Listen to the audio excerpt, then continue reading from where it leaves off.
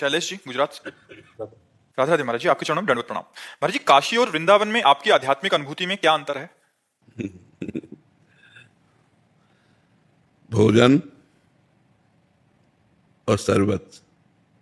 चक्क भोजन पाया और इसके बाद ठंडा ठंडा शरबत पिया, मीठा शरबत पिया। ऐसा अनुभव है। जैसे भोजन पा लेने के बाद फिर प्यास बढ़ती है ना, तो मीठा और शीतल जल पीने को मिले, तो ऐसे ही भोजन की तो पूर्ति हो गई थी काशी में, लेकिन प्यास की पूर्ति वृंदावन में हुई। जो भोजन है ज्ञान और प्यास की पूर्ति है प्रेम। जोग कुजोग ज्ञान अज्ञानु जहां नहीं राम प्रेम प्रधानु। वो जो कुजोग है वो ज्ञान अज्ञान ही है जिसमें भगवान से प्रेम न हो। तो जो ज्ञान मार्ग की आहार वृत्ति थी वो तो काशी विश्वनाथ भगवान ने और फिर ट्रांसफर कर दिया कि पानी पियो जाके वृंदावन में। तो जो शीतल और मृदु जल वो श्री लाडली जी की कृपा से उनके जैसा वो पीवान रहे हैं वैसा पान कर रहे हैं। हमें लगता है कि हमें भागवतिक मनोरथ भी नहीं करने चाहिए, लौकिक मनोरथों की तो बात जाने दो। हमें एक ही आंतरिक अभिलाषा रखनी चाहिए कि अब हमारा जन्म न हो, इस झूठे संसार में अब हमारा जन्म न हो, और निरंतर मैं भगवत स्मृति परायण रहूं। यस्य स्मरण मात्रेण जन्म संसार बंधनात् विमुच्यते नमस्तस्मै विष्णवे प्रभु विष्णवे। हर समय भगवत स्मरण रखो। हमें भगवत प्राप्ति का भी मनोरथ नहीं रखना, हमें केवल भगवत स्मरण रखना है। इसी से लौकिक और पारलौकिक समस्त मनोरथों की पूर्ति हो जाती है। महाराज जी, एक पीड़ा रहती है मन में कि भगवान ने सब कुछ दिया, आहा रात में कत जग जाया, प्रभु के एक कामना। हाँ, ये भावना तो बहुत। मैं LLB और फिर LLM और न्यायाधीश बनने से पहले 2 बार घर से निकला संतों के चरणों में। मैंने कौन सी शक्ति आई, फिर घर लौटा लाई। अब वो समय कब आएगा जब ये जीवन समर्पित हो जाएगा भगवान के लिए? वो अभी है, वो अभी है, इसी क्षण है, कहीं भी नहीं। हम आपको इसीलिए उत्तर दिया है, स्मरण की जरूरत है। देश परिवर्तन, वेश परिवर्तन, इसकी कोई जरूरत नहीं है। उद्देश्य परिवर्तन अभी इसी क्षण नियम लो कि मैं 1 सेकेंड भी भगवान का भी स्मरण नहीं करूंगा। बस जो उत्तर है वो सटीक उत्तर है कि आपका मनोरथ है कि मैं भगवान के कार्य आ जाऊं। बस तो भगवान के कार्य की पूर्ति के लिए स्मरण चाहिए। भजन नहीं तो संत वेश रख करके भी लाभ नहीं मिल पाएगा, और भजन है तो पैंट शर्ट पैजामा कुर्ता में भी भगवत प्रेमी हो।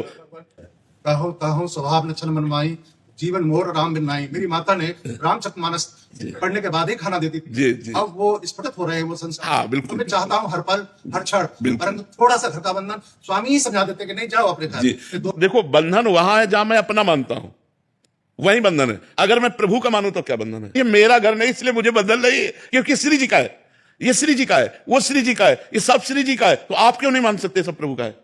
नाथ सकल संपदा तुम्हारी, मैं सेवक सवेत सुतला। बंधन अपनेपन में है, प्रभु में समर्पित होने पर बंधन नहीं है। सब कुछ प्रभु को समर्पित कर दो अंतर से, और नाम जप करो, सब ठीक हो जाएगा। छोड़ने की जरूरत नहीं है, जोड़ने की जरूरत है। छोड़ने की जरूरत नहीं, प्रभु से जोड़ने की जरूरत है। देखो, ऐसे बर्फी खाओ और वही भोग लगाओ राधा वल्लभ जी को, तो बड़े बड़ों का मन ललचाता है, भैया थोड़ा सा देना जरा।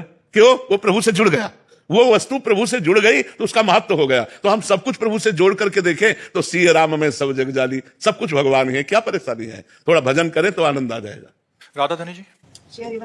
शेर वंश महाराज जी। महाराज जी, किसी प्रकार की प्रतिकूलता आने पर हमारा ध्यान सबसे पहले शरीर पर चला जाता है। महाराज जी, शरीर से कैसे? यही गलत बात है।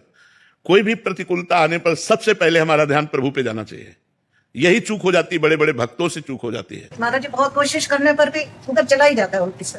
नाम जप में कमी है, नाम जप में कमी नहीं। हम केवल उपदेश नहीं दे रहे, कितनी परेशानियां हैं, लेकिन आपके सामने बैठकर प्रश्न उत्तर कर रहे हैं। आपको हम डिप्रेशन में लग रहे हैं क्या? आपको हम परेशान लग रहे हैं क्या? तो हमको इससे मतलब नहीं है, इसलिए हम प्रसन्न रहते हैं। और अगर इससे मतलब रख लें तो कितने प्रकार के कष्ट है। तो हम आनंदित है, ये नहीं कि हम दिखावे के लिए आनंदित है, वास्तविक आनंदित है। दिखावे के लिए आनंदित नहीं रहा जा सकता, तो वो अपने आप चेहरा बताएगा, डबल उसमें फेस भी निकलेगा। तो हमें लगता है यदि हम नाम जप करें और अपने आप को प्रभु को समर्पित कर दें तो बहुत आनंद रहेगा। हरिवंश महाराज जी। महाराज जी, करुणा और क्षमा की क्या भूमिका और महत्व है? करुणा और क्षमा। करुणा से ही क्षमा होती है। जब तक हृदय में करुणा नहीं होती तब तक क्षमा नहीं होता है।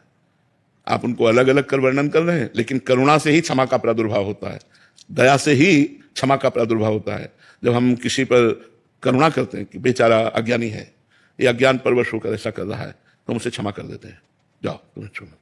या इससे भूल हो गई, हमारा हृदय करुणा से भर आया, हमने क्षमा कर दिया। करुणा से ही क्षमा का प्रादुर्भाव होता है। जहां करुणा नहीं होती वहां क्रोध का प्रादुर्भाव होता है, क्षमा का प्रादुर्भाव नहीं होता। तो क्षमा करुणा से ही उपजती है। जिसके हृदय में करुणा में हृदय होता है वो सबको क्षमा करता रहे।